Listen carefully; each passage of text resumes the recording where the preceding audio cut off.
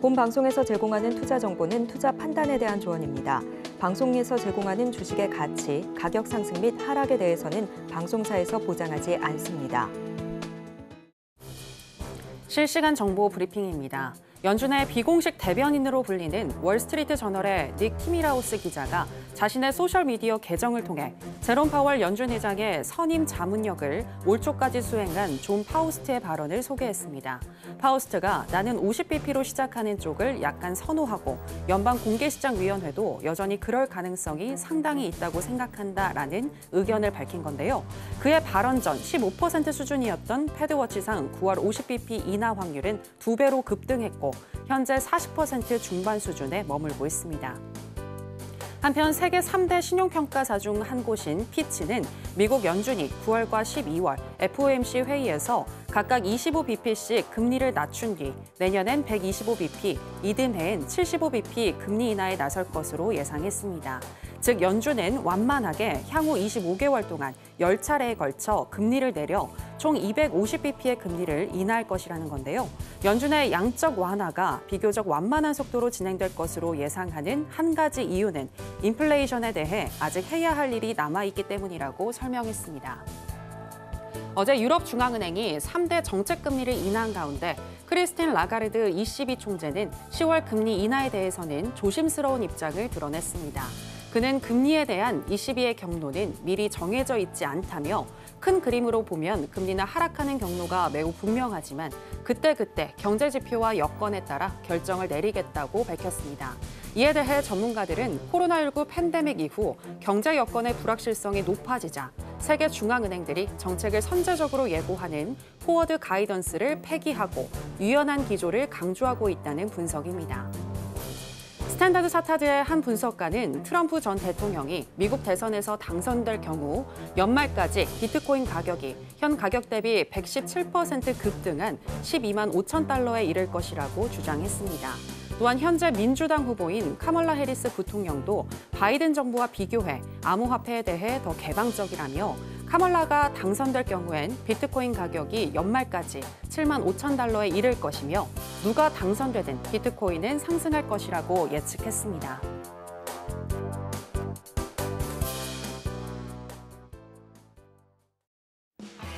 지금은 해선시대. 여러분 안녕하세요. 해외 선물 상황을 가장 빠르게 알려드리는 시간 해선시대 정유현입니다. 어제 미국 시장은 발표된 고용지표와 PPI를 양호하게 받아들이면서 주요 3대 지수 모두 상승으로 마감했습니다.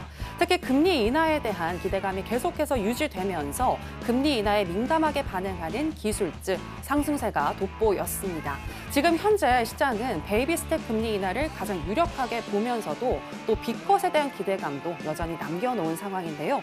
이와 관련해서 오늘 저희 해선시대가 짚어볼 거고요. 또 비트코인에 대한 전망과 글로벌 통화 정책에 대해서도 이야기 나눠보도록 하겠습니다. 일단 오늘 뉴욕의 3대 지수 상승으로 출발을 했습니다. 그럼 본격적인 시작 전에 주요 경제지표 일정부터 만나보고 오시죠. 해선시대 주요 경제지표 일정입니다.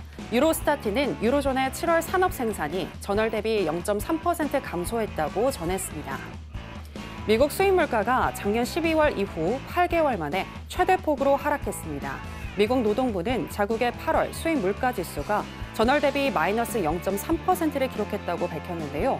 이는 예측치를 0.1%포인트 하회한 수준으로 연료 물가와 비연료 물가 모두가 하락에 기여했다는 설명입니다.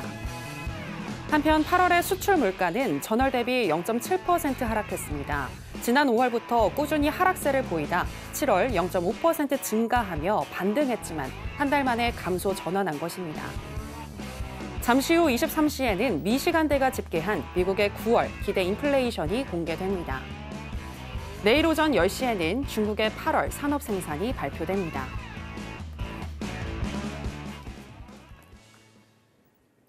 네, 주요 경제지표 일정 만나보고 오셨고요. 한 주의 마지막인 금요일은 또 어떤 마스터와 함께하는지 먼저 화면으로 보시겠습니다.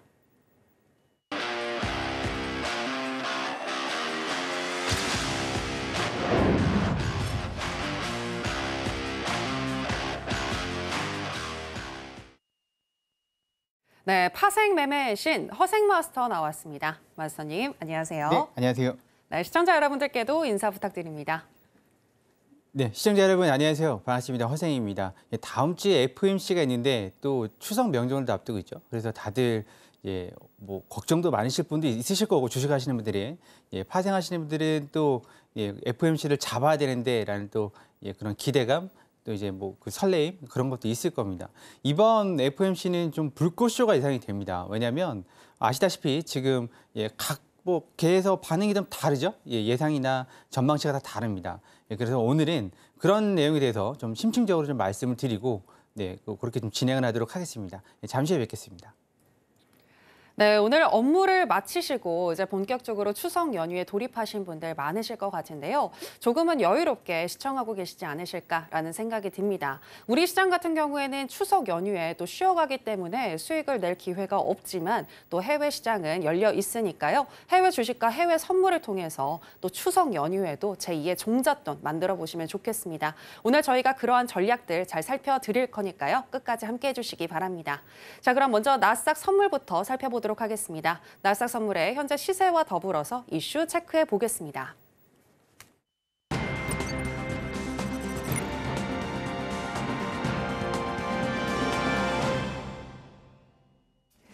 나스닥 선물 차트입니다. 금리 인하에 민감한 기술주가 상승을 하면서 어제 나스닥 선물도 0.9% 정도 상승으로 마감을 했습니다. 그리고 오늘 같은 경우에는 현재 연준 위원들의 블랙아웃 기간이고 또 오늘 시장에 크게 영향을 줄 경제지표 발표가 없는 가운데 보합권에서 계속 등락을 거듭하는 모습 이어지고 있습니다. 그래도 개장 이후에 우상향하면서 10시 44분경에는 19,501포인트까지 터치를 했고요. 그 이후에는 횡보하는 흐름 나타나고 있습니다. 현재 시점에서는 0.09% 정도 상승한 19,465포인트 지나가고 있습니다. 자, 그럼 나스닥과 관련한 이슈도 체크해 보겠습니다. 네, 오늘은 글로벌 통화 정책에 대해서 짚어보도록 하겠습니다. 어제 유럽 중앙은행 ECB가 금리 인하를 단행을 했는데요. 어제 지난 6월에 이어서 두 번째로 25bp 금리 인하를 단행한 것입니다. 금리 인하 이후 크리스틴 라가르드 총재는 추가 인하를 약속하지는 않겠으나 향후 결정은 데이터에 기반하겠다고 강조했는데요. 앞서서 캐나다 중앙은행 또한 이달 초 25bp 인하까지 총 3차례 연속 금리를 인하하기도 했으며 다음 주 연준의 금리 인하 또한 기정사실화된 상황에서 전문가들은 현재 일본이 와일드카드로 떠올랐다는 분석을 내놓았습니다. 일본은행은 3월에 이어서 7월에 올해 두 번째 금리 인상을 단행했고 추가 인상이 임박했다는 신호를 최근 주요 인사들을 통해서 내보내고 있는데요. 이러한 흐름은 글로벌 중앙은행들의 양적 완화 흐름의 반대 방향인 만큼 시장의 변수로 꼽힐 수 있다는 설명입니다. 대표적으로 베테랑 시장 전략가인 에드 야데니는 금리차가 시장 전반에 미치는 파급 효과를 지적하면서 엔캐리 트레이드가 여전히 청산되고 있다고 우려하고 있습니다. 관련해서 이야기 나눠보겠습니다. 네, 마사님 일단은 이 엔캐리 트레이드 청산 계속해서 영향을 줄 것이다 아니다 여러 의견이 나오고 있는데 어떻게 보시나요? 저도 영향을 줄 거라고 봅니다. 아, 계속해서 영향을 줄 것이다. 네. 그러니까 실질적으로 영향이 없다 하더라도 사람들 머릿속에서는 그 블랙 먼데이가 떠나지 않을 거라고 보고 있습니다. 그날 워낙 다들 당황들 하셔가지고 저도 당황했습니다. 당황해가지고 우리나라 주식시장뿐만 아니라 전 세계가 다 글로벌을 지금 당황하고 있는 거고 지금 중요한 건 뭐냐면 달러 인덱스를 구성하는 국가들이 다 금리를 낮추고 있다는 겁니다. 미국을 제외한 다 세 차례 정도, 두 차례, 세 차례 다 금리를 낮췄죠. 그러면 달러 인덱스는 거꾸로 어떻게 되는 거죠? 강할 수밖에 없는데도 불구하고 올라가지 못하고 있는 건 사람들이 미국도 역시 뭐 달러 금리를 내릴 거라고 보고 있는 거고 우리 앵커님께서 방금 서두에 말씀해 주셨던 대로 지금 연준이 좀 간을 보는 것 같습니다. 속된 말로 0.5%냐, 아니 50bp냐, 25bp냐 이 두 개를 두고 간을 보고 있는 것 같고 시장도 지금 되게 헷갈려하는 것 같습니다. 그래서 50bp를 내릴 때는 문제는 말씀드렸죠. 시장이 충격을 받을 수 있다. 뭔가 문제가 있나? 이렇게 오히려 반대로 생각할 수 있는 거고 25bp를 내리면 그 목말라 죽겠는데 사막에서 물 한 모금 두 모금 이렇게 또 생각을 할 수 있는 여지가 있기 때문에 다들 받아들이는 입장이 좀 다른 거고 그런 그 금리 인하와 관련된 것들은 중소형주 그 미국 러셀이죠.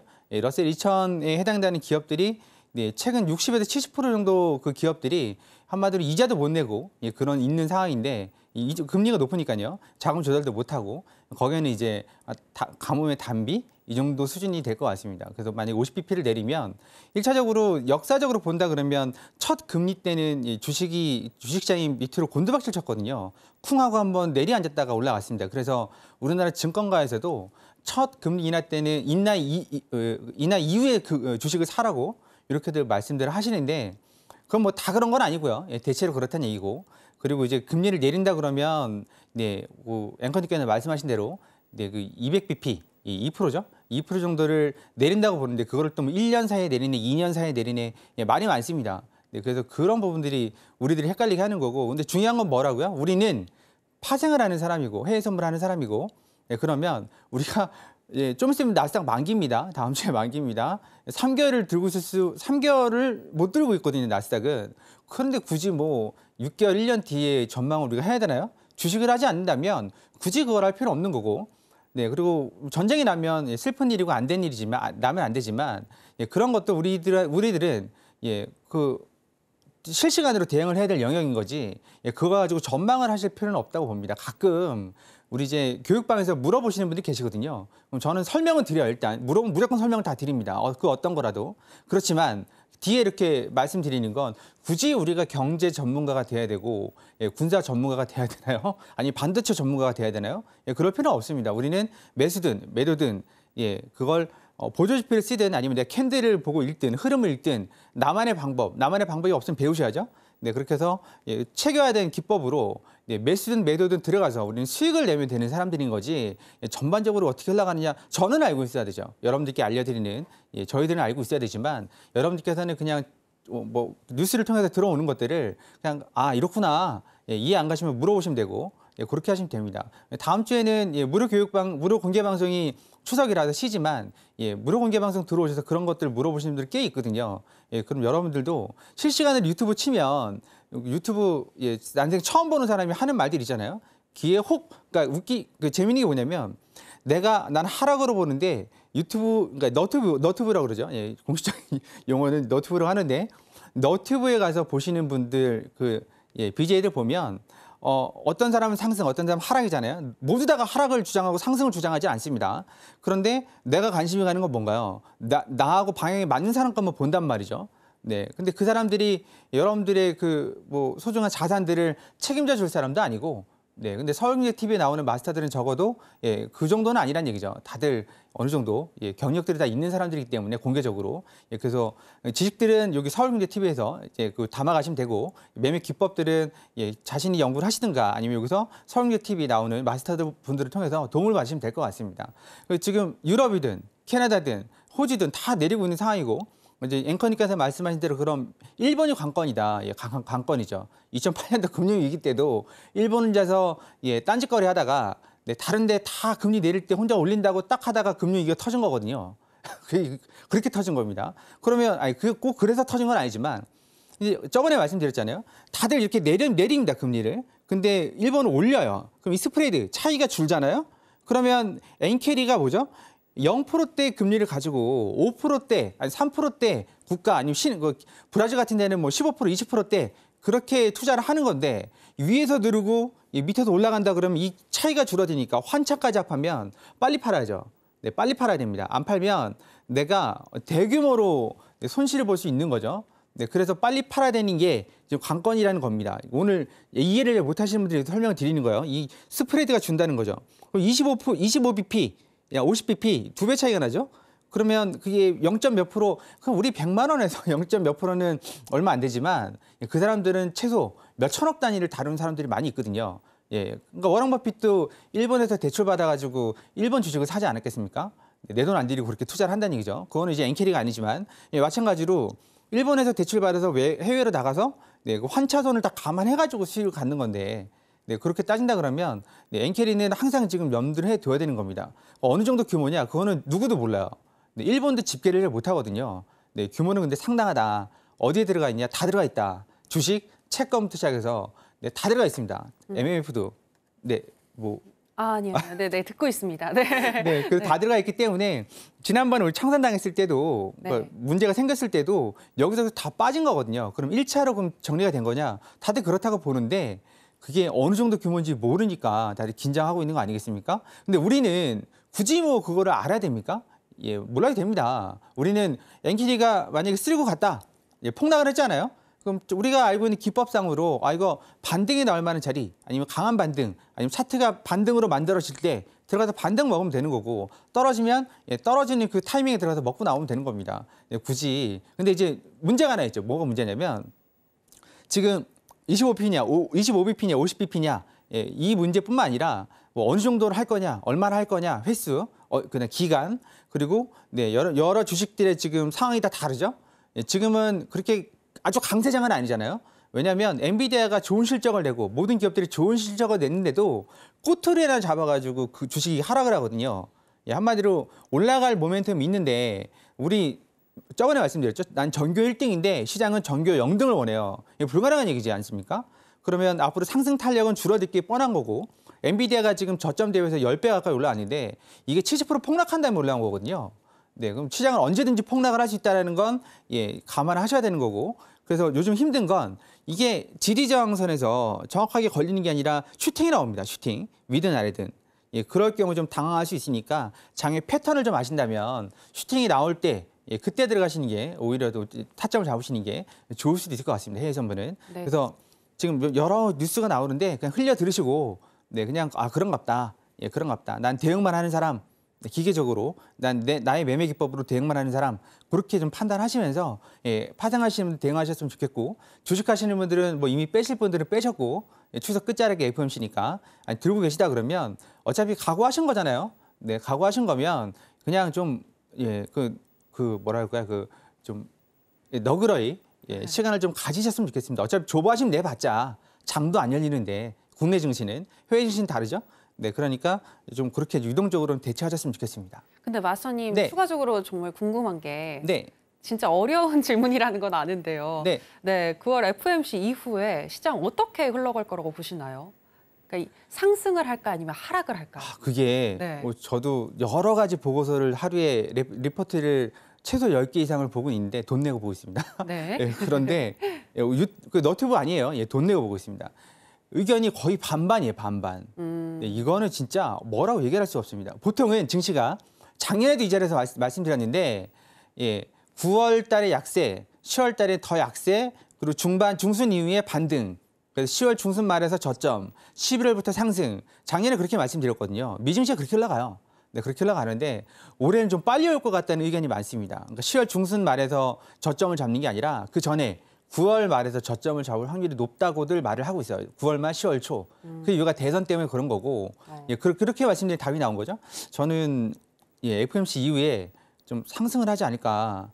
근데 이게 좀 변수가 있죠. 25bp냐, 50bp냐에 따라 다른 거고, 그리고 그간에 FOMC 때까지 일주일 정도 남은 거지 않습니까? 그간에 많이 뛰어논다 그러면 당연히 차익 실현이 나오는 거죠. 밑으로 내려가는 거죠.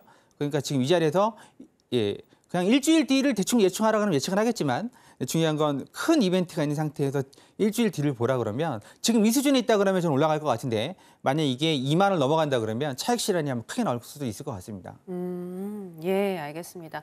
일단은 블랙 먼데이의 잔상 때문이라도 엔캐리 트레이드의 청산, 이 영향은 또 한번 나타날 수 있을 것 같다라고 분석을 해주셨습니다. 그리고 9월의 금리 인하 폭에 대해서는 아직까지 뭐라고 딱 단정 짓기는 어렵지만, 여기서 우리가 중요한 것은 9월 금리 인하 결과를 잘 살펴보고 내 매매에 잘 적용을 시키는 것이다라고 얘기를 해주셨는데요. 자, 그렇다면 오늘 같은 경우는 어떤 전략 가지고 가야 할지 알아보도록 하겠습니다. 마스터님, 할 말 준비해 주시고요. 하나, 둘, 셋, 빠밤. 매수 사인 주셨습니다. 오늘 왜 매수일까요? 차트를 좀 보도록 하죠, 우리. 차트 보면 일봉상 차트가 이렇게 되어 있습니다. 이게 일목균형표상 이렇게 되어 있는 앞에가 음운이고 앞에가 절벽이죠. 그러면 이게 뜨기가 쉽지가 않습니다. 그러면 우리가 보통 여기서 매도를 때려야 되는데, 어제 저점을 제가 거의 정확하게 잡아냈습니다. 180, 190, 그 자리가 이 자리거든요. 이 자리, 음운 상단, 이 자리가 그 자리였고, 근데 중요한 건 여기서부터 이제 이게 올라가야지, 이게 닫혀야 됩니다. 오늘 우리 교육방에 계신 분들한테도 말씀드렸는데, 이 앞자리가 닫혀야 됩니다. 어떻게 닫혀야 되냐면 이렇게 해서 양온으로 닫혀서 양온이 나와야 됩니다. 붉은 구름이 안 나오면 이 62평선 맞고 떨어질 수 있습니다. 그건 좀 보셔야 되고, 그러면 이게 어떻게 되는 거냐? 좀 캔들을 좀 세보죠. 여기서부터 여기서부터 여기까지가, 잠깐만요. 여기서부터 여기까지가 네 9개가 지금 여기입니다. 이 전환선이 여기서 이 캔들이 작동이 되는 거고 기준선은 26개니까 이제 여기입니다. 그러면 오늘이 지나고 나면 이게 삭제가 되는 거거든요. 이게 삭제가 됩니다. 네, 그러면 이 정도만큼 삭제가 되면 기준선이 곧 이게 올라가는 거죠. 지금 평균이니까 9개 평균이니까 검은선이 올라갑니다. 올라가면서 전환선도 마찬가지죠. 아니 기준선도 마찬가지죠. 저점이 삭제가 되니까 이만큼 차익만큼 올라갑니다. 이미 올라가고 있으니까. 그러면 오늘 끝나고 다음 주 월화중으로 이게 닫히지 않으면 네 FOMC 보고 다 떠나서 내려옵니다. 네, 그래서 그 부분을 좀 보셔야 됩니다. 무조건 상승이 아니라는 말이에요. 지금 그래서 일목균형표로 본다 그러면 이게 정확한 거거든요. 그래서 월요일, 화요일 중으로 이게 닫혀야 됩니다. 그래 FOMC 때 상승을 기대해 볼 수 있는 거지. 만약에 열려있는 상태로 FOMC를 맞이한다. 한마디로 열려있다는 얘기도 여기서 횡보한다는 얘기거든요. 횡보하면 FOMC는 떨어질 수밖에 없습니다. 네, 그렇게 되고 그리고 오늘은 지금 보시면 네 이게 62평선까지 오늘 가지는 못할 거거든요. 62평선이 지금 544죠. 544 지금 480입니다. 얼마 남지 않았지만 이 62평선을 한 방에 뚫을 수 있느냐? 과거를 보죠. 과거의 프랙탈, 과거의 그 데이터죠. 보시면 여기에 62평선을 맞고 계속 떨어졌습니다. 물론 양은 하단을 맞고 떨어진 것도 있겠지만 여기는 62평선 또 걸려서 지지를 해줬죠. 녹색이 62평선입니다. 544 이 자리가 좀 544, 544, 550 이 자리가 강한 저항이 될 가능성이 크고 밑으로 내려온다 그러면 이게 22평선입니다. 네, 그래서 22평선은 368, 350 이 정도가 됩니다. 그러면 좀 거리감이 꽤 있지만 우리는 오늘은 그렇게 크게 움직일 것 같지 않습니다. 이틀 동안 난리가 났었는데 그러면 좀 박스를 좀 대응을 해 보셔야 되는 거고 박스를 대응하실 때는 떨어질 때마다 좀 매수를 받아보시고 근데 중요한 게 하나 있죠. 이겁니다. 뭐냐면 이거예요. 이게 뭐냐. 새벽 3시만 넘으면은 누가 빼요. 이만큼 뺍니다. 그냥 한 방에 한 5분 10분 만에 빼버립니다. 그러니까 뭐 늦은 시간에는 좀 조심하셔야 됩니다. 네, 그렇지만 뭐 이 이전에 매매를 하신다 그러면 떨어질 때마다 이런 자리도 있죠. 19,400, 425 막 이런 떨어지면 매수를 받아보시고 난 그거 잘 모르겠다 그러시면 일목균형표 활용해서 여기가 양인지 음인지 보시면서 대응을 하시면 될 것 같고 위로는 540, 550까지 열려 있다고 말씀드릴 수 있을 것 같습니다. 자세한 내용들은 우리가 일목이 3일 마스터 과정을 하고 있거든요. 교육방에 상당히 많은 분들이 참여를 하고 있고 만족도가 계십니다. 일목균형표를 알면 뭐 다들 차트는 후행성이라고 말씀하시는데 보조지표들은 그렇지는 않습니다. 제가 왜 그렇지 않은지를 직접 보여드리고 있거든요. 방금도 보여드렸죠. 이게 만약에 주가가 어떻게 움직이냐에 따라서 이게 캔들이 삭제가 되면서 선들이 움직이면서 앞에 구름대를 변화시키고 그다음에 그 차트를 또 변형시키면서 주가가 움직인다는 거를 보여드리고 있기 때문에 다들 만족을 하고 계십니다. 그래서 일목이 3일 마스터는 연휴 끝나고 또 진행이 되니까 그렇게 좀 참고하시면 될 것 같습니다. 네, 여러분들도 일목균형표 이 허생 마스터님과 함께 공부해 보시면서 매매에 한번 대입해 보시면 좋겠다라는 생각이 들고요. 오늘 같은 경우에는 크게 움직일 것 같지 않다라고 하시면서 박스권 장세를 예측을 해주셨는데 따라서 떨어질 때마다 이 박스권 장세 내에서 떨어질 때마다 매수 사인을 주셨습니다. 다만 새벽 3시 이후부터는 매매를 좀 자제하시는 게 좋겠다라는 의견까지 들어볼 수 있었고요. 자, 그리고 지금 또 이야기를 해주시는 동안 이 시간대가 발표한 인플레이션이 발표가 됐습니다. 기대 인플레죠. 예측치가 2.8%였는데 예측치를 하회한 2.7%가 지금 발표가 됐습니다. 보고 있었습니다. 네, 이와 관련해서 어떻게 보시나요? 차트 잠깐 화면 좀 볼까요, 우리? 네. 네, 이런 거 실시간으로 해석을 해야죠. 네. 지금 미시간의 인플레이션 기대치를 별거 아닌 거라고 생각들 하시는데 이게 작년까지는 별 하나였거든요. 작년 초까지, 초인가?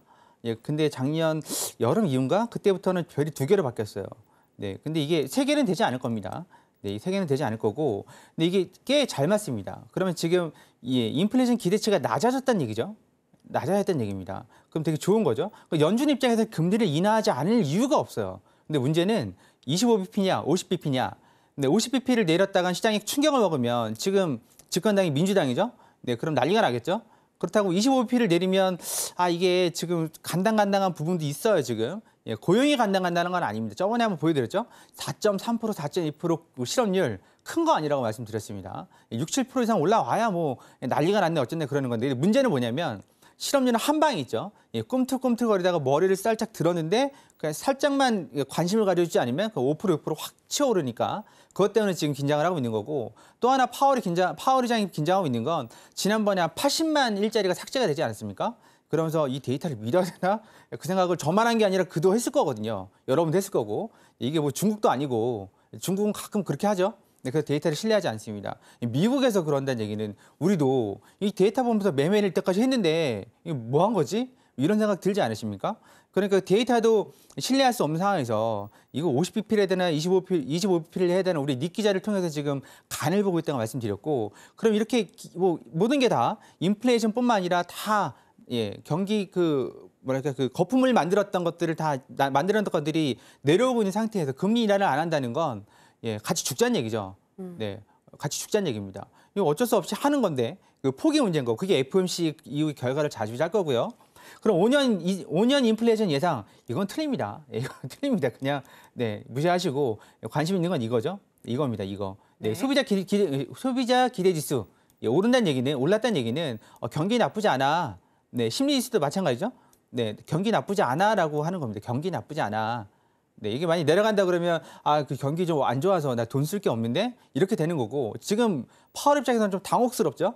금리 인하를 해야 되는데 얼마를 해야 될지 요구하는 수준은 다 다르고 그렇다고 잘못했다가는 헛발 찼다가는 오만강 뭐랄까 구정부는 다 튀게 생겼고 50bp 했다가 막 주식 폭락하면은 그거 가만히 있겠습니까 민주당에서? 네, 완전히 우스운 꼴이 되는 거고 25bp를 했는데 시장에 반응도 없으면 그것도 우스운 꼴이 되는 거고 그러니까 지금 머리가 아플 겁니다. 저도 제가 봐도 머리 아픈데 그는 오죽하겠습니까? CME를 보죠. CME, 패드워치. 네. 우리가 관심 있는 거잖아요. 이 부분이죠. 이게 25bp 밑에 있는 게 이게 50bp. 현재가 여기입니다. 현재. 그런데 어제까지만 해도 보세요. 어제는 28%였던 게 지금 얼마죠? 47%까지 올라왔어요.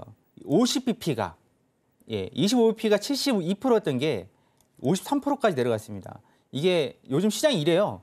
그 전에 보죠. 그 전에 이렇게 됐거든요. 거꾸로였어요. 거꾸로. 이거하고 거꾸로죠. 지금 보시면 여기하고 한 달 전. 거꾸로입니다. 완전 거꾸로죠. 이게 그러니까 왔다 갔다 하니까 시장이 정신이 없어요.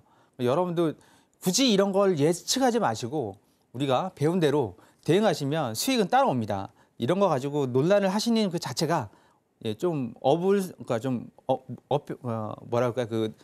좀 문제가 있는 거고 우리는 트레이더니까 주식을 하지 않으신다면 굳이 이런 데 휩싸이지 마시고 순간순간 대응을 하시면 될 것 같습니다. 네, 오늘 미시간대가 발표한 자료에 따르면 현재 인플레이션은 많이 안정화가 된 상태이고 미국 경기를 보는 소비자의 심리도 강한 것으로 나타났다라고 분석을 해주셨습니다. 따라서 연준이 금리 인하 폭에 대해서 추후에 더 고민이 이어질 것 같다라고 보셨는데요. 무엇보다 중요한 것은 금리 인하가 어떤 식으로 결정이 되든 또 시장이 어떻게 반응을 하고 내가 매매에 어떻게 활용할 것인지 이 부분이 중요하다는 점 다시 한번 강조해 주셨습니다. 자, 그럼 이렇게 나스닥 선물 전략까지 마무리를 해보도록 하겠고요. 자, 계속해서 비트코인에 대해서도 한번 이야기를 나눠보도록 하겠습니다. 최근에 많이 하락을 했다가 다시금 힘을 또 내어주고 있는 비트코인인데요. 비트코인 가격을 기술적으로 분석했을 때 이른 시일 내에 가파른 상승세를 나타낼 것이라는 전망이 나왔습니다. 가상화폐 전문지 뉴스 BTC에 따르면 최근 2개월 비트코인 시세에 지난 50일 이동평균선이 200일 이동평균선을 웃도는 골든크로스가 확인됐다며 이는 상승 추세가 지속된다는 뜻이라고 분석을 했는데요. 역사적으로 이런 신호가 나왔을 때마다 비트코인은 큰 폭으로 상승했다며 시세가 본격적인 반등 구간에 접어들었다는 설명입니다. 또 암호화폐나 미국 증시 등 위험자산이 9월에는 부진한 흐름을 보이다가 연말이 다가올수록 오르는 사례가 많았다는 점도 주장을 뒷받침하고 있는데요. 관련해서 이야기 나눠보겠습니다. 네, 마스터님, 비트코인 지금 기술적으로 분석했을 때 반등할 것이다라는 분석이 나왔는데 마스터님은 어떻게 보시나요? 네, 저도 그렇게 보고 있습니다. 그러면 그 폭에 대해서는 얼마 정도 생각하세요? 지금? 그게 차트를 좀 보죠. 말보단 차트니까. 네, 지금 보시면 지금 이거는 비트코인 일봉입니다. 일봉이고 앞에 그 일목균형표가 나와 있고 지금 현재 위치가 이 자리입니다. 이 자리 58,000인데 이게 지금 단방에 뜨기 힘듭니다. 왜냐면 여기 보시면 의문이 나와 있죠. 의문이 밑으로 진행 중입니다. 그런 상황이죠. 제 게 아니라서 모니터가 그렇게 진행 중입니다. 그러면 이게 적어도 아래에 있는 선행표원이 이렇게 말아서 올라가야 되는 거거든요. 올라가야지만 코인도 이렇게 상승을 할 수 있는 건데 문제가 하나 있죠. 뭐냐면 이게 코인은 저번에 말씀드렸지만 기술주하고 맞물려 돌아가기도 하지만 골드하고 맞물려 돌아가기도 합니다. 골드가 실적이 있고 매출이 있는 건 아니잖아요.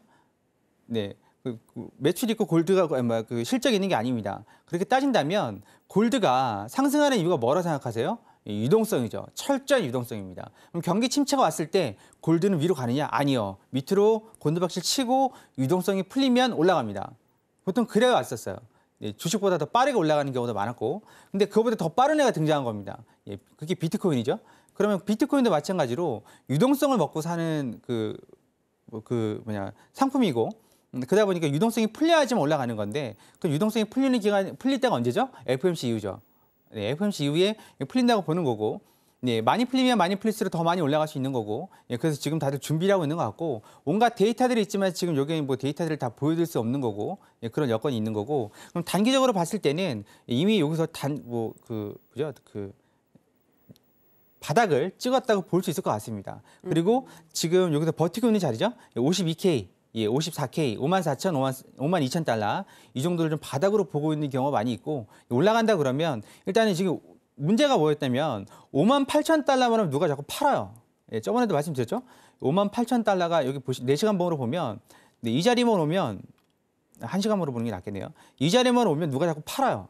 예, 누가 자꾸 팔아가지고 58,000 이 자리를 돌파를 해야 됩니다. 돌파를 하지 못하면 다시 한번 또 이런 자리까지 55,000, 54,000까지 떨어질 수가 있거든요. 그래서 58,000 일단 돌파를 하고, 그러니까 확보를 해야 됩니다. 확보를 한다는 얘기는 돌파를 하고 지지를 받았을 때 확보가 된다는 거거든요. 근데 지금 단순하게 돌파를 했다, 그리고 떨어진다, 이건 돌파가 아닙니다. 페이크지. 이런 자리들이죠. 이런 자리들이 돌파가 된 게 아니라, 예, 먹고 내려온 거죠. 예, 먹고 내려온 겁니다. 그러면 이게 평생 못 들을까? 그렇진 않습니다. 분명 이 자리에 누군가의 이해관계가 있으니까 올라올 때마다 때리는 거고, 누군가 파는 거고, 예, 같은 자리에서 누가 팔고 있다 그러면 굳이 지금 이렇게 딸려 올라가는데 여기서 뭐 들어갈 필요 있어요? 예, 뚫고, 이거 얼마 차이 안 나거든요. 요 사이가. 예, 이거 뚫고 지지받고 올라갈 때, 그럼 쭉 올라가 버리면 어떻게 하냐? 예, 그렇게 포멀 가지 마시고, 예, 중요한 자리는 한 번은 지지받으러 내려와요. 무슨 얘기냐면, 우리가 보시면, 네, 이 자리 이렇게 올라갈 때 다시는 안 올 것 같았죠? 근데 옵니다, 이런 자리들이. 그러니까 포멀 갖지 마시고 나만의 기준을 가지고 좀 대응해 보시는 게 어떨까? 예, 그렇게 좀 안내를 드리고 싶고, 그래서 올라간다 그러면 일단 58,000달러가 첫 번째 관문이고, 네, 그리고 예, 그 다음 자리가 6만이죠? 6만이고, 예, 그리고 그 다음 자리가 6만 얼마죠? 6만 5천입니다. 6만 4,500, 5천. 예, 그러면 7만 갈 수 있습니다. 예, 7만을 넘어야죠. 7만 2천인가? 7만 2,500이 지금 신고가죠? 네, 그걸 넘어야 됩니다. 그래서 이 자리죠, 이 자리를 넘어야지, 예, 갈 수 있는 건데, 지금 보면, 예, 58,000, 6만, 6만 5천, 6만 8천, 그리고 7만 이렇게 넘어야 되는 겁니다. 이건 뭐 제가 너무 그렇게 어떻게 알고 있느냐? 제가 직접 하고 있으니까 알고 있는 거고, 제 포지션은 뭐 공개를 해드릴 수 없고, 예, 롱인지 숏인지도 공개를 해드릴 수가 없고, 그냥 왔다 갔다 하니까요. 예, 해외 선물도 하고 이것도 합니다. 주말에 뭐 하세요? 예, 전 코인합니다. 해외 선물 쉬니까, 네, 하고 있습니다. 실제로 뭐 승률도 나쁘지 않고, 이렇게 보시면 좀 걸려 있죠. 제가 여기 와서 지금 작도를 한 거거든요. 그린 거거든요. 그래서 뭐 궁금하시면 이렇게 좀 화면 캡처해 두시고, 예, 활용하시면 좋을 것 같고요. 그리고 코인은, 네, 전 간다고 봅니다. 주식이, 그러니까 나스닥이 죽지 않는 이상 간다고 봅니다. 나스닥이 죽는다는 얘기는 뭐죠?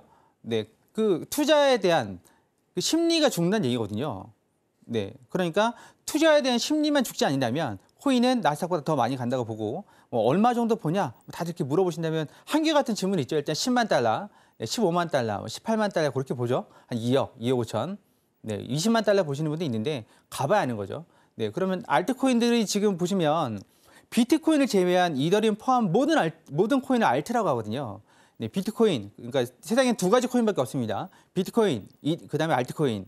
알트코인의 대장이 이더리움이고, 이더리움 빼고 이제 기타 알트라고 하는데, 기타 알트코인, 예, 뭐 방송에서 이런 말 드리긴 뭐하지만, 예, 거의 다 뭐 말장난이죠. 뭐 한다고 하는데 된 거 하나도 없고, 네, 그러니까 자산은 비트코인을 지금 인정하라는 거고, 나머지는 기술주니까. 그러면 지금 알트코인은 어떻게 되냐? 지금 90%, 99%까지 폭락을 했거든요. 상상해 가세요. 내가 1억을 넣었으면 90% 폭락을 한 겁니다. 네, 99% 폭락을 하면 100만 원이 된 거거든요. 1억이. 위험하니까 조심하시고. 그러면 알트코인들은 지금 계속 7일 신고가, 20일 신고가, 뭐 60일 신고가를 내고 있거든요. 주식에 보시면 아시겠지만 7일, 20일 신고가 나는 종목을 매수를 해야 잘 갑니다. 네, 그런데 문제는 비트코인이 앞장을 서줘야 되는 거고 그래야 갈 수 있는 거니까 네, 내가 좀 뭐 인생을 바꾸고 싶다. 그런데 알트코인에 몰빵하지 마시고 분산해서 꼭 투자를 하셨으면 좋겠습니다. 네, 알겠습니다. 금 현물 사상 최고치를 경신을 했고 그리고 금 선물도 현재 2,600달러 선 위에서 움직이고 있는데요. 금과 비트코인은 일반적으로 커플링되는 사례가 많다라고 보셨고요. 금리 인하 국면에서 유동성이 더 시장에 돌게 되면 비트코인도 더 추가적으로 상승할 수 있을 것 같다라고 보셨습니다. 특히 58,000달러 선 돌파되고 지지를 받는지 이 부분 확인해 보시면 좋겠습니다. 자, 이렇게 비트코인까지 짚어봤고요. 정말 걸어다니는 백과사전이다라는 이야기를 들으실 정도로 어떤 질문에도 다 답변을 잘 해주시는 우리 허생 마스터님이신데요. 해외 선물이든 비트코인이든 또 국내 주식이든 궁금하신 부분 있으신 분들은 허생 마스터님과 함께 해보시면 좋겠습니다. 어떻게 함께 하실 수 있는지 저희가 더 큰 화면으로 준비했습니다. 만나보실까요?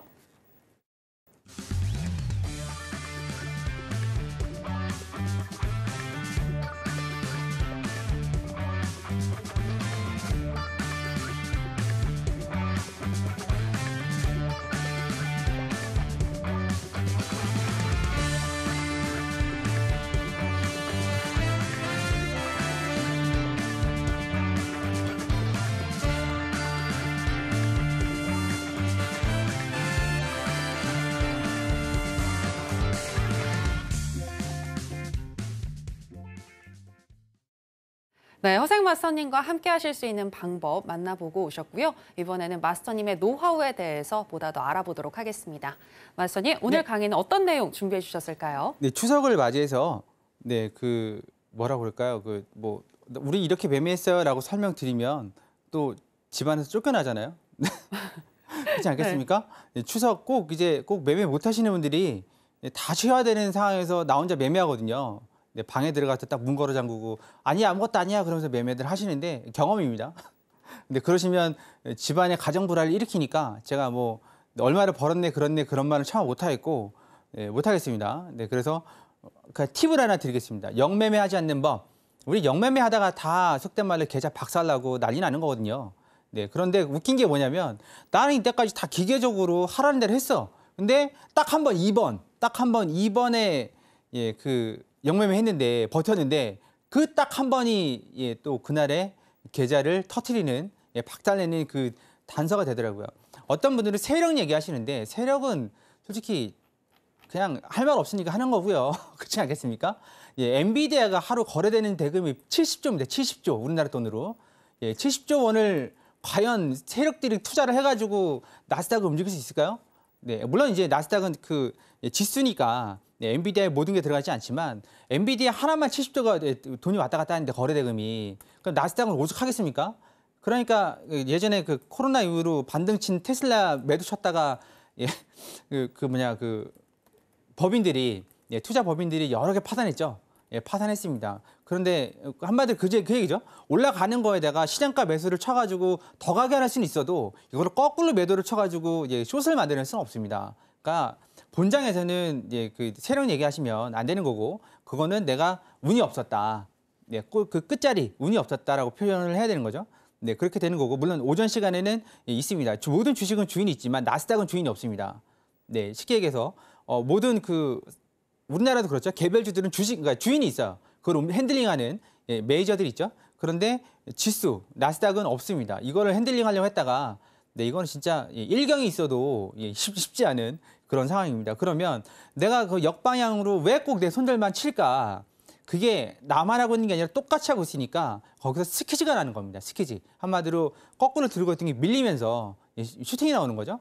네, 우리도 그런 일을 종종 겪어요. 한 틱 차이로 막 손절나고 아니면 정확하게 손절을 찍고 누가 보고 있는 것처럼. 그러면 그런 일을 안 당하려면 적어도 영매매를 하지 마셔야 되니까 오늘 그 팁 한번 알려드리도록 하겠습니다. 자, 영매매 안 하는 방법은 일단 우리가 어떻게 매매하는지를 보도록 하죠. 이평선 매매를 한다. 그럼 이게 검은색이 어디다 표시해야 되나요? 이게 5이평선, 이게 20이평선, 이게 60이평선, 이게 120이평선 이렇게 됩니다. 네, 뭐 이 두 개만 쓰시는 경우가 많죠. 5, 20. 여기서 위로 뚫으면 우린 골든 크로스라고 해서 매수를 들어가죠. 출발 좋죠? 좋습니다. 그런데 가다가 보면 꼭 이래요. 예, 내려왔다 다시 올라가요. 우리가 기계적으로 했으면 여기서 매도를 들어갔다가 매수를 들어가야 되는 거거든요. 근데 우리는 기계적으로 안 하죠. 예, 들고 있습니다, 그냥. 운 좋아서 들고 있으면 다행인데, 네, 지금 딱 차트를 보면 이게 역배열이죠? 역배열입니다. 밑에가 5, 위에가 20, 여기가 60, 120, 이 역배열이죠? 역배열에서 예, 여기서 매수를 들고 있다는 얘기는 무슨 얘기죠? 예, 딱 추론을 해보건데 나는 손실 중이야. 그러니까 여기서 매수를 들어가서 나는 끝까지 발라먹겠어. 언제까지? 내 계좌가 플러스 될 때까지. 예, 그러면서 이제 영매매가 시작이 되는 겁니다. 하여튼 그렇다 치고. 네, 그런데 여기까지 했는데 여기서 이제 매도가 나오고 여기 또 왔다 갔다 하죠. 예, 매수야, 매도야. 이거 들고 있었다가 또 손절 나가는 경우 있고 여기도 마찬가지죠. 매수야, 매도야, 매수야. 예, 헷갈립니다. 헷갈려요. 이렇게 헷갈리니까 우리는 이제 뭘 하죠? 내 판단을 넣죠. 내 판단을 넣어서 이거는 이렇게 해야 돼. 예, 운이 좋으면 내 감이 좀 좋으면 수익이 나지만 감이 안 좋으면 어떻게 되죠? 수익이 나거나 찔끔 나거나 아니면 계좌가 박살이 납니다. 그날. 예, 그러면 이걸 어떻게 하란 말이냐? 오히려 기계적으로 들어가시는 게 승률이 높아요. 네, 그리고 실패하지 않아요. 기계적으로 내 감정을 빼고. 네, 그렇게. 그러니까 생각을 해보세요. 내가 욱해서 들어갔는데 좋은 결과가 나온 적 있으신가요? 저도 없거든요. 네, 마찬가지로 이것도 기계적으로 해야 됩니다. 이평선 매매도. 근데 다들 기계적으로 안 합니다. 주관적으로 하지. 네, 그것도 주관적으로 어떻게 하냐? 내가 들고 있는 포지션으로 수익이 날 거라고 기대하고 예, 오만과 신을 찾으면서 기도를 하죠. 근데 바빠요, 그분들도. 네, 그래서 안 들어줍니다. 그럼 결국 계좌는 날아가는 거죠. 그럼 이걸 어떻게 해야 되냐? 이제 일목이를 배우셔야 되는 이유가 여기 있습니다. 일목균형표는 예, 여기죠. 이게 앞구름 영역입니다. 앞구름. 앞구름이 뭐냐면 내 주가가 예를 들어서 내 주가가 여기 있다. 네, 그러면 26개 앞에 구름이 나오는 겁니다. 왜 26개 앞에 나올까요? 그게 선행 스핀이라는 거거든요. 그러면 좀 아무것도 모르는 속된 말을 좀 예, 쥐뿔도 모르는 사람들은 얘도 후행성이야. 후행성도 있고 동행성도 있고 선행성도 있어요. 그러면 선행성을 모른다는 얘기는 모른다는 얘기지. 보조지표를 모른다는 얘기입니다. 후행성이야. 그 사람 보조지표 모르는 거예요. 지금 보조지표를 만든 사람들은 노벨상을 받았거나 경제학자거나 그렇게 해서 만들어낸 거고 그 만들어낸 거를 미국 CM이든 어디든 그 테스트를 합니다. 확률 테스트. 7, 80%, 몇 프로지? 제가 기억이 잘 안 나는데 80몇 프로 이상 나와야지만 등록이 되는 거거든요. 보조지표가. 근데 그 후행성이다. 죄송합니다. 자기가 승률이 80%가 나오는지 안 나오는지도 모르겠지만 보조지표를 무시한다는 자체는 좀 이상한 겁니다. 네, 그러니까 마찬가지죠. 이것도. 네, 일목균형표도 여기 앞자리가 이 자리가 양운이 지금 복잡해 보이지만 복잡하지 않아요. 이게 지금 실시간으로 보지 않아서 복잡해 보이는 거지. 이렇게 해서 이 자리가 앞자리 양운 영역이에요. 그러면 우리는 떨어질 때마다 매수를 받으면 되는 거거든요. 떨어질 때마다 매수, 떨어질 때마다 매수, 떨어질 때마다 매수. 네, 지금 똑같은 차트입니다. 앞에랑. 예, 똑같은. 예. 제가 뭘 비교를 할 때는 꼭 똑같은 걸 씁니다. 볼까요? 앞에 거랑 이렇게 생긴 차트, 이렇게 생긴 차트 똑같죠? 예, 앞자리가 띄어졌냐 안 띄어졌냐만 있습니다. 여기 똑같습니다. 차트. 네, 이게 조금 차이가 나는 건 앞자리가 26개가 띄어져 있겠죠. 구름이 나와야 되니까. 현재 주가는 여기 있습니다. 여기에서 지금 뭘 해야 되나요? 우리는 당연히 매도. 의문이잖아요. 매도. 올라올 때마다 매도. 올라올 때마다 매도. 올라올 때마다 매도. 그럼 매도 타점은 그럼 배우셔야죠. 네, 그럼 배우셔야 됩니다. 네, 어렵지 않습니다. 이평선으로 나오지 않는 타점이 나옵니다. 네, 그리고 승률도 높습니다. 여기서 보시면 우리 매매 한 번, 두 번, 세 번, 네 번, 5번 했거든요. 여기서 5번, 6번 정도 했거든요. 이 정도도 커버는 우리는 커버를 칠 수는 있는데 일단 손절 나갔다고 보죠. 네, 여기도 한번 손절 나갔다고 볼게요. 이 정도도 커버를 칠 수 있지만 기계적으로 봤을 때 우리 그럼 적어도 네, 이런 자리들에서 일단 수익을 다 가져갈 수 있는 거거든요. 네, 다 가져갈 수 있습니다. 근데 데드 크로스, 골든 크로스만 봤을 때는 조금 일목균형표가 그게 낮아요. 네, 매매수가 작습니다. 네, 이동평균선보다. 이동평균선 볼까요? 이동평균선을 보면 이렇게 매매하죠? 이렇게 매매하다가 난리가 나는 겁니다. 그러다 감정 넣는 거고, 그러다 계좌를 못 치는 거고, 그렇게 되는 거고. 그럼 일목균형표만 배우면 전부냐? 아닙니다. 밑에 허생 차트에는 밑에 또 있습니다. 추세형을 보는 지표들이 있어요. 또 그걸 또 가미를 시키면 성공 확률은 더 올라가겠죠. 네, 똑같이 마찬가지로 이평선. 이렇게 해서 매도를 먹으면 좋아요. 근데 이거 매도를 먹으실 수 있는 분이 몇 분이나 있을까요? 10분 중에? 예, 전 많이 없다고 봅니다. 왜냐면 이게 이만큼 올라온 거예요. 이만큼. 630에서 740까지 100포인트, 400틱으로 올라온 겁니다. 그런데 내가 좀 제대로 배웠다면 이거 끝까지 이 정도까지 끌고 올 수 있었겠죠. 조금씩 휘니까. 그러면 내가 손실이 많다. 손실에 익숙하신 분들은 잘라 먹어요. 여기서 잘라 먹습니다. 그러다가 결국 여기에서 버티죠. 버팁니다. 네, 저도 예전 경험담이니까. 그럼 이게 아까 말씀드렸다시피 52평선에 20평선을 밑으로 내리 찍으면 데드크로스인데 녹색에서 62평선에서 매수를 또 받겠죠. 120평선 매수를 또 받습니다. 그러다가 쭉 밀려가지고 여기서 컷이 나갑니다. 계좌가 박살나고 이제 매도 쳐야 되겠네. 그러면 안 되죠. 지금 상황이.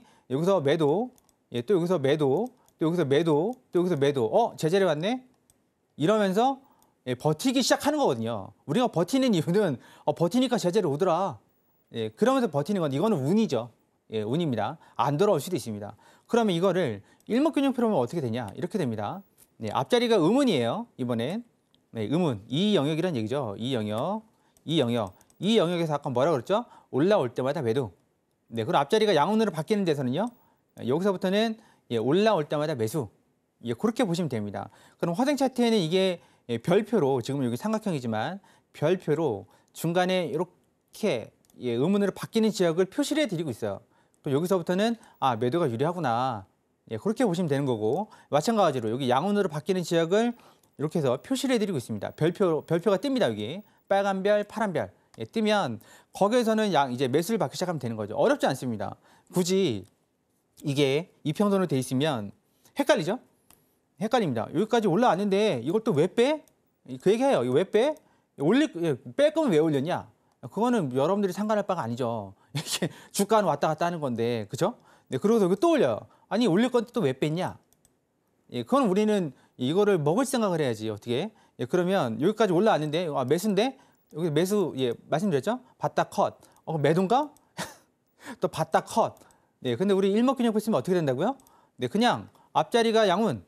여기까지는 양운 매수. 여기서부터는 여기까지는 매도. 여기까지는 매도. 여기서는 또 매수.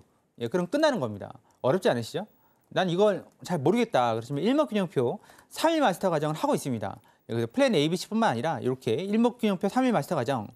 여기 들어오시면 일단은 기본적인 건 아실 수 있습니다.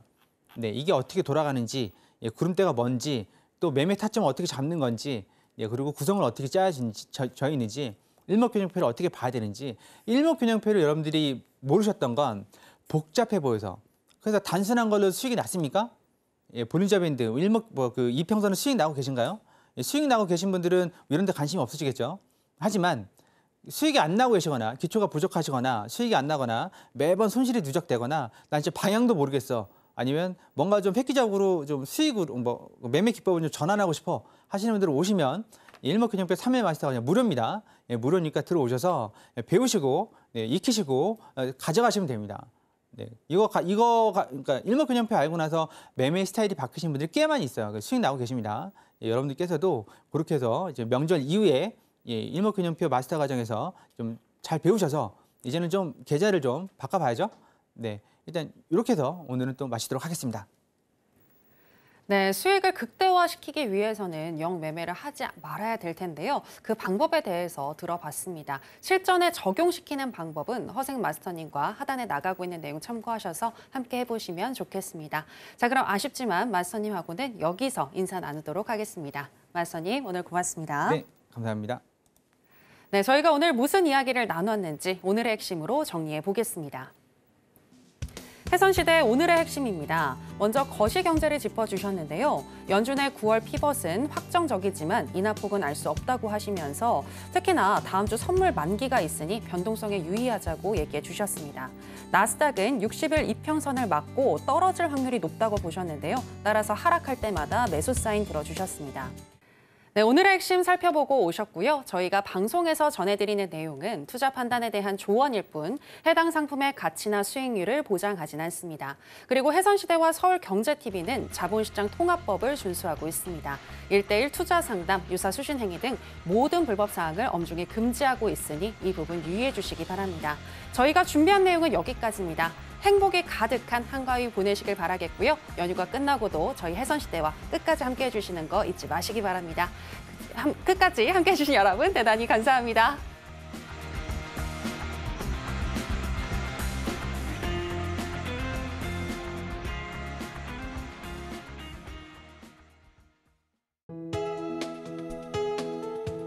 본 방송에서 제공하는 투자 정보는 투자 판단에 대한 조언입니다. 방송에서 제공하는 주식의 가치, 가격 상승 및 하락에 대해서는 방송사에서 보장하지 않습니다.